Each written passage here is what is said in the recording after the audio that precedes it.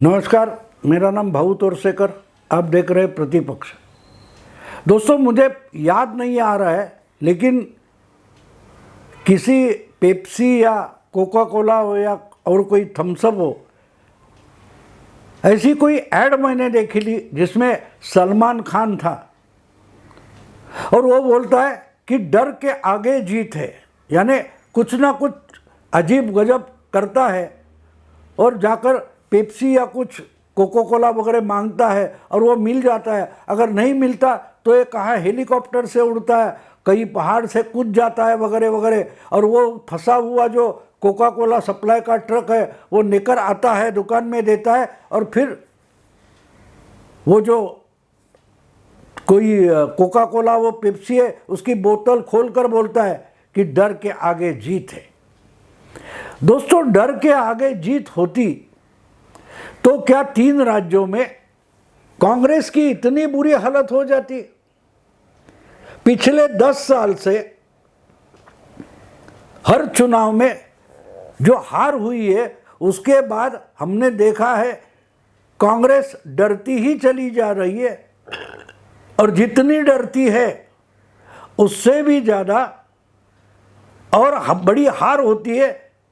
लेकिन बताना ये चाहती है कांग्रेस या कांग्रेस के सबसे बड़े नेता राहुल गांधी कि मैं बिल्कुल नहीं डरता, मैं किसी से डरा नहीं हूँ। और अकेले राहुल गांधी नहीं है, इनकी बड़ी एक इकोसिस्टम है, पत्रकारों में फौज है, बुद्धिजीवियों में फौज है। ये सब मिलकर दिखाना चाहते कि हम मोदी से डरते नहीं, लेकिन डरते तो है। अगर डरते नहीं तो आपको बुरे बुरे सपने दिखने की ज़रूरत है ही नहीं। जो कुछ 6 महीने बाद 6 साल बाद होने वाला है, इसके लिए आज से ही डरे हुए क्यों हो? और अगर डर के आगे जीत है तो आपको डरने की कोई ज़रूरत नहीं। उस डर को मात देकर आपको जीत की ओर चलना है।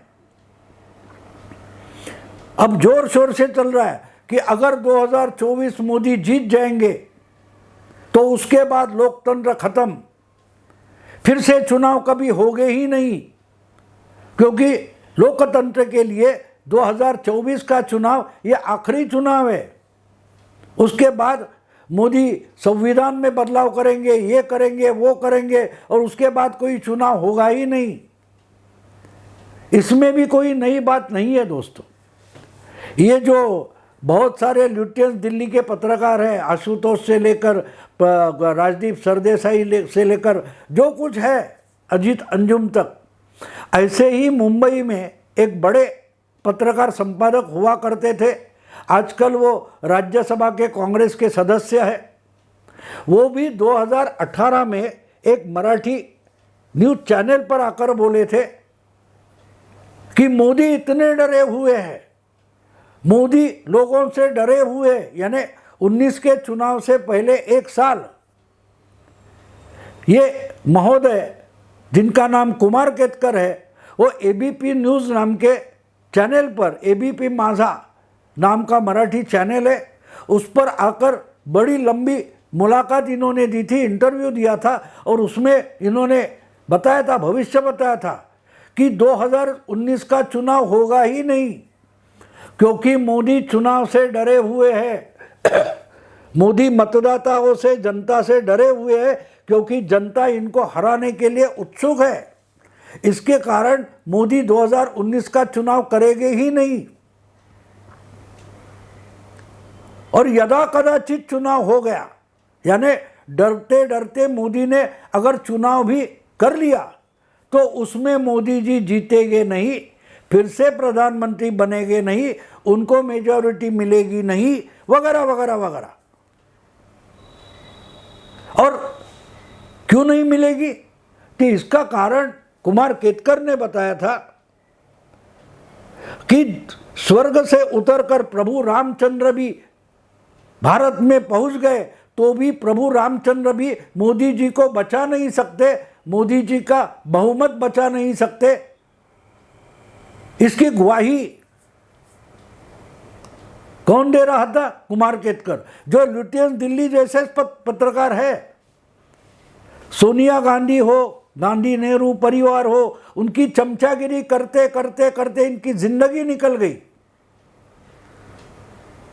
वो तो मानते कि मेरे सिवा, यानी इनके जैसे जो लोग हैं उनके सिवा गांधी परिवार को दूसरा कोई बचा नहीं सकता। यानी डरा कौन है? गांधी परिवार डरा है। और उसको बचाएगा कौन?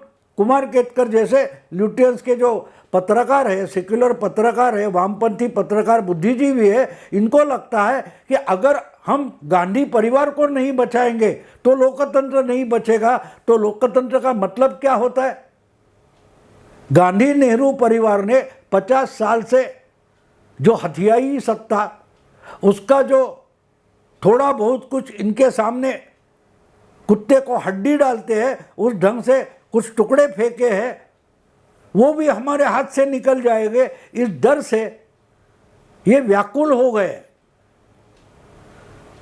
तो डर के आगे जीत है, ये जो बोला जाता है उस एड में सलमान खान बोलता है, वो बिल्कुल गलत है। डर के आगे सिर्फ डर होता है। इसलिए 2018 में कुमार केतकर को, यानी इकोसिस्टम वाले जो वामपंथी पत्रकार है, उनका डर था कि 19 के चुनाव होने वाले नहीं हैं, क्योंकि मोदी जी डरे हुए। लेकिन मोदी जी तो डरे नहीं थे, ये लोग डरे थे, इसलिए मोदी जी ने 19 का चुनाव कर लिया और बड़ी भारी संख्या में मोदी जी फिर से सत्ता में आ गए, दूसरी बार प्रधानमंत्री हो गए। अब तीसरी बार प्रधानमंत्री होने की संभावना तैयार हो गई है। और डरा कौन है? यही लोग डरे हैं जो मोदी को डरा हुआ मानते हैं, जो अमित शाह डरा हुआ है कहते हैं, बीजेपी हारने से डर गई है ये कहते, वही तो खुद डरे हुए हैं। और मन में उनको लगता है कि हम तो सलमान खान हैं, डरने से कोई फर्क नहीं पड़ता, डर के आगे तो जीत है। अगर आज हम मोदी से डरे हैं तो यही तो हमारे लिए गारंटी है कि हम जीतेंगे, क्योंकि हम डरे हुए हैं। मानो सलमान खान इनके लिए बाइबल बन गया है, कोई बड़ा वेद मंत्र हो गया है। ये सलमान खान जो बोलता है कि डर के आगे जीत है, तो हमें आज डरना चाहिए, मोदी से डरना चाहिए, और डरेंगे तो ही मोदी को हराकर जीतेंगे। ये मानो वेद मंत्र हो गया। अब देखिए, कल परसों 3 राज्यों में बुरी हार हो गई है, फिर भी इनके चमचे जो है राहुल गांधी के, कुछ लोग यूट्यूबर इन्फ्लुएंसर बन गए, कोई किसी चैनल पर आज भी है, राजदीप जैसे कुछ लोग तो आज भी चैनल पर है। उनका नया नाटक शुरू हो गया है कि जीत कर भी मोदी कैसे हार गए, जीत कर भी मोदी बीजेपी कैसे हार गई है, ये नया नाटक शुरू हो गया। ये डर का सबसे बड़ा सबूत है। और देखिए दोस्तों कि ये तो असली राजनीति में है नहीं, पार्टी बनाकर मैदान में उतरे नहीं है, लेकिन ये लोग जिनको स्पॉन्सर करते हैं, जिनकी चमचागिरी करते हैं, वो कितने डरे हैं देखो। रोज रोज अदानी के नाम से गालियां बकने वाले राहुल गांधी, पार्लियामेंट शुरू हो गया लेकिन उनकी आवाज़ कहीं सुनने को नहीं मिल रही है। हाँ, एक है, चुनाव के रिजल्ट आने के बाद राहुल गांधी ने बता दिया कि हार तो हमने मान ली है, लेकिन हमारी वैचारिक लड़ाई रुकेगी नहीं। अब वैचारिक लड़ाई क्या होती है? वैचारिक लड़ाई क्या होती है? मैं अपने घर में बैठकर राहुल गांधी के खिलाफ या उनके भूमिका के खिलाफ जो बोलता हूँ, वो मेरी भी वैचारिक लड़ाई है।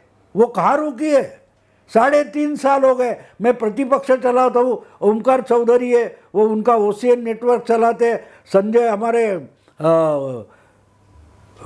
संजय दीक्षित है, जयपुर डायलॉग चलाते हैं। हम भी वैचारिक लड़ाई लड़ रहे, गांधी परिवार से वैचारिक लड़ाई लड़ रहे, तो रुकी है हमारी वैचारिक लड़ाई ने। तो हम में और राहुल गांधी में फर्क क्या है?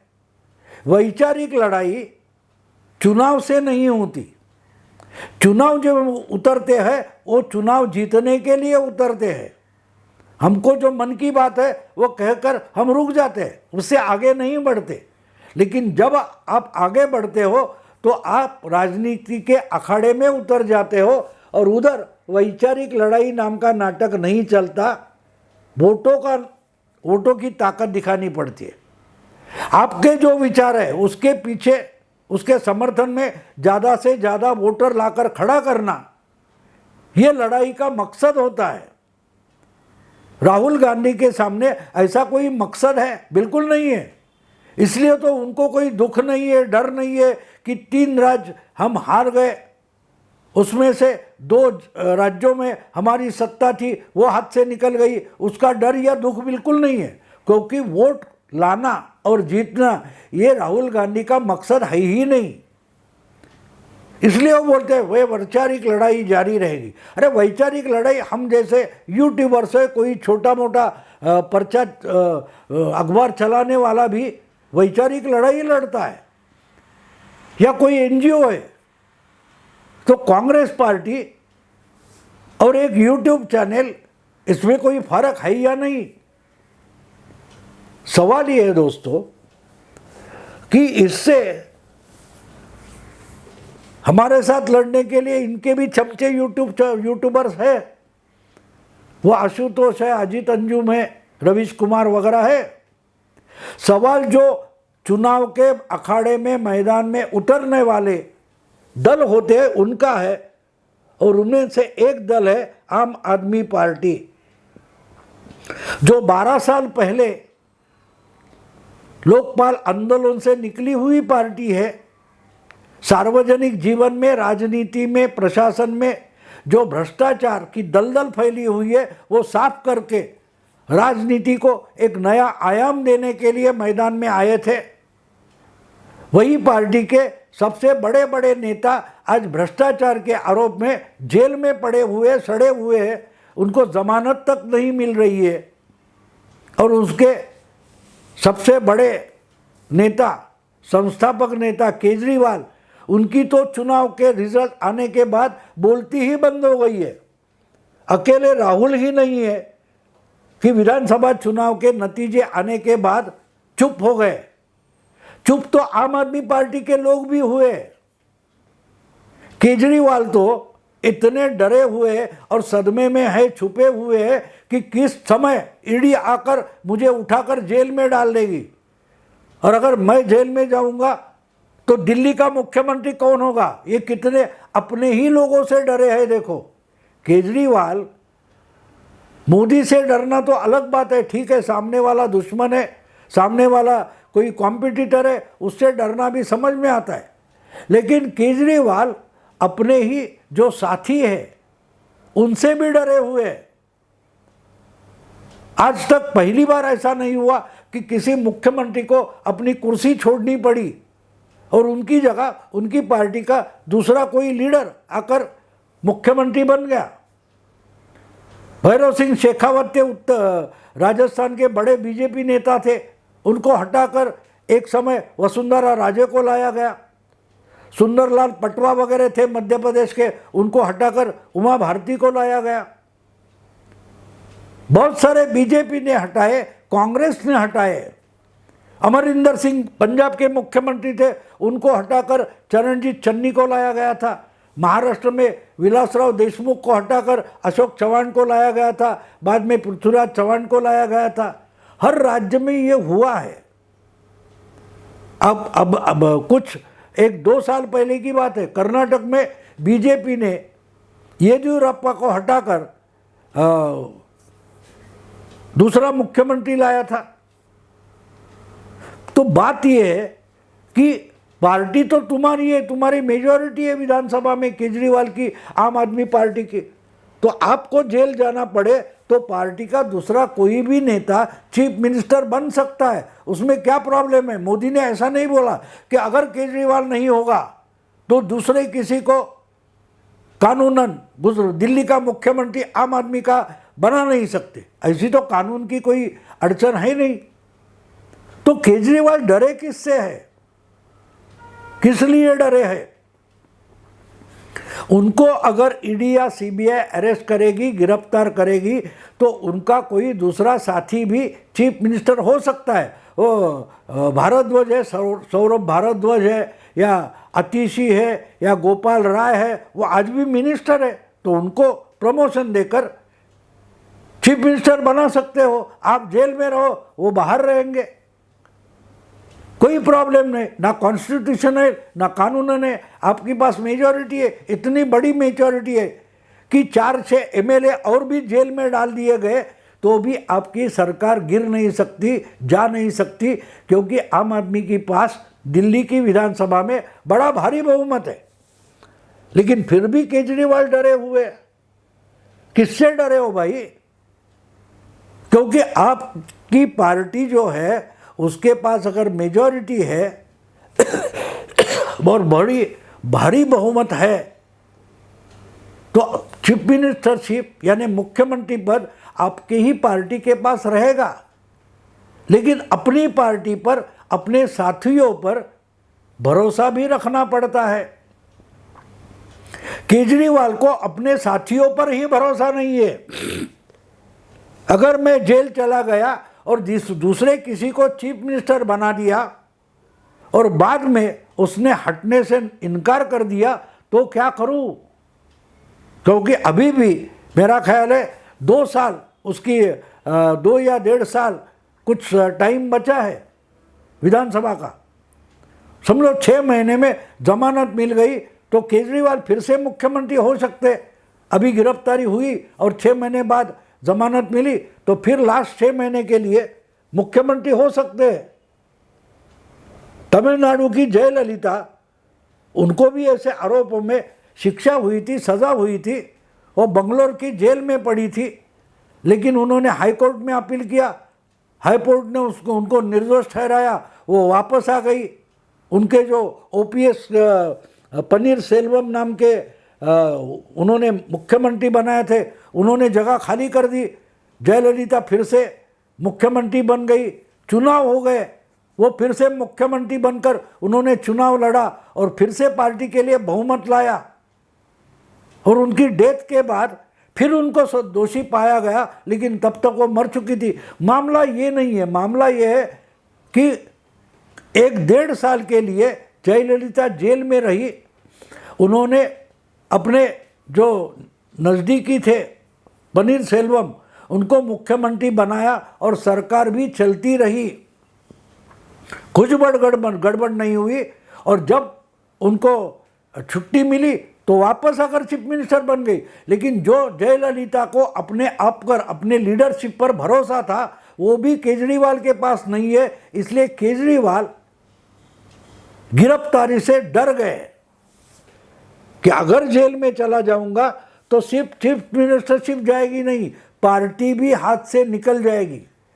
क्योंकि केजरीवाल सिर्फ मुख्यमंत्री है नहीं, अपनी पार्टी के वो सबसे बड़े नेता है, और एक बार वो जेल में गए तो जो भी कोई चीफ मिनिस्टर बनेगा उसके साथ अगर बाकी बचे कुछ एमएलए मेजॉरिटी से लॉयल हो गए, निष्ठावान हो गए, तो वापस आने का रास्ता बंद हो सकता है। ये पहला डर है केजरीवाल का। दूसरा डर ये है कि अगर केजरीवाल नहीं रहेंगे तो पंजाब के भगवंत मान नाम के जो चीफ मिनिस्टर है, वो दूसरे किसी को, सौरभ, अतिशी, गोपाल राय, इनको तो मानने वाले है नहीं, ना, उनको मानने वाले है नहीं। वो फिर स्वयंभू हो जाएंगे, अपनी अलग से पंजाब की पार्टी समझकर कारोबार करने लगेंगे। यानी आम आदमी पार्टी नाम का जो एक ढकोसला इन्होंने बना दिया है, वो भी टूट फूट कर गिर जाएगा। इसका भी केजरीवाल को डर है, क्योंकि जिस तरीके से तेलंगाना में चंद्रशेखर राव और उनकी पार्टी का ढकोसला खत्म हो गया, जमीन पर आ गया, वही केजरीवाल की आम आदमी पार्टी का होगा। इसलिए केजरीवाल गिरफ्तारी से डरे हुए हैं। देखते हैं दोस्तों क्या होता है। लेकिन केजरीवाल की आवाज़ बिल्कुल पिछले एक हफ्ते से बंद हो गई है। जब मैं बोल रहा हूँ तो आज का दिन रविवार है और पिछले रविवार को 4 राज्यों के चुनाव के नतीजे आए थे। उसके बाद केजरीवाल या उनकी पार्टी से कोई ठीक ढंग से रिएक्शन तक नहीं आई है। तो ये सबसे बड़ा सबूत है केजरीवाल डर कर राजनीति के मंच से कहीं दूर जाकर छुप गए हैं। शायद अपने ही घर में हो गए, कहीं भी हो रही है, लेकिन एक चीफ मिनिस्टर इतनी बड़ी राजकीय घटना के बाद रिएक्शन तक नहीं देता, ये डरने का सबसे बड़ा सबूत है। दोस्तों, अगर ये वीडियो आपको पसंद आए तो लाइक कीजिए, शेयर कीजिए, सब्सक्राइब कीजिए। नमस्कार।